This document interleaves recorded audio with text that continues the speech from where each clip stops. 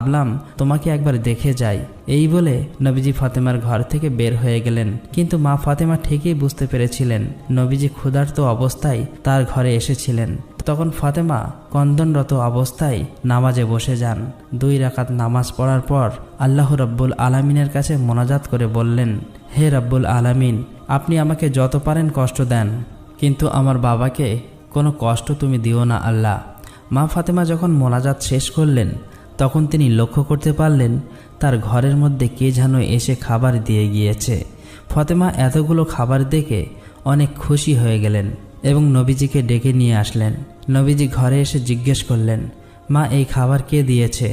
তখন ফাতেমা বলেন, আব্বাজান, হজরত ঈসা আলাইহিসসালামের মা হজরত মরিয়াম আলাইহিসসালামের জন্য আল্লাহ যেখান থেকে খাবার পাঠাতেন আমার জন্য সেখান থেকে পাঠিয়েছেন।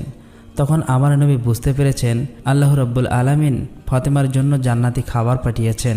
তখন আমার নবীজি হজরত ফাতেমা রাদিয়াল্লাহু তাআলা আনহা এবং হজরত আলী রাদিয়াল্লাহু তাআলা আনহু, হাসান হুসাইন সবাই মিলে পেট ভরে খাবার খেলেন।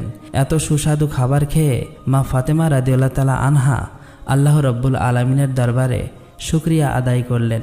ফাতেমা লক্ষ্য করলেন তাদের সবার খাবার শেষেও অনেক খাবার অবশিষ্ট রয়ে গিয়েছে। তখন মা ফাতেমা পাড়া প্রতিবেশীকে ডেকে সমস্ত খাবারগুলো তাদের সবাইকে